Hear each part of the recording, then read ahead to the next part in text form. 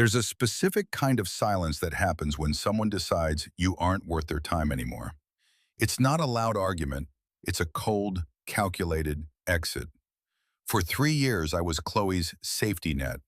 I worked 2 jobs to pay for her marketing degree while I lived off generic ramen and a dream that we'd eventually make it. But to Chloe, I wasn't a partner, I was a placeholder. She didn't want a hard worker, she wanted a winner. And apparently, my best friend Leo fit the description perfectly. Leo was the guy who always had the right shoes, the right car, and the right words.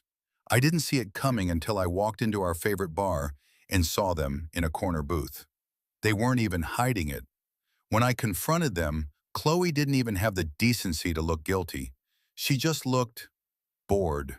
She told me straight to my face, "Look, you're a great guy, but you're a dead end. Leo has a future. You just have a shift at the warehouse. I can't build a life on maybe."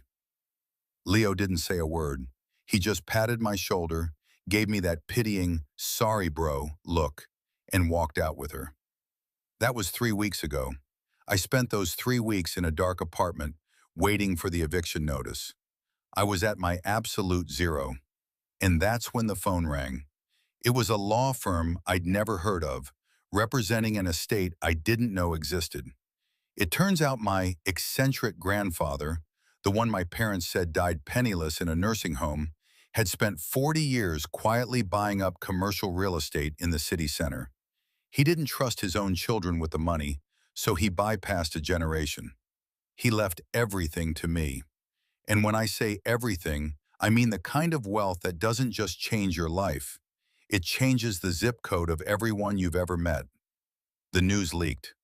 I don't know how, but in the digital age, a bank balance that big doesn't stay secret for long. The shift was instantaneous.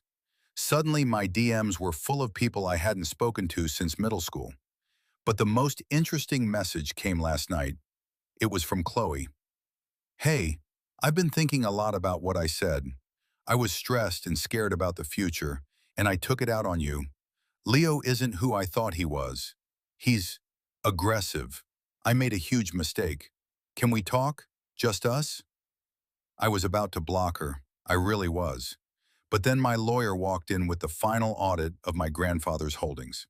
He laid a folder on my desk and said, "There's one more thing you need to see about your friend, Leo." I opened the folder and my blood went cold. It wasn't just a list of properties, it was a series of private contracts.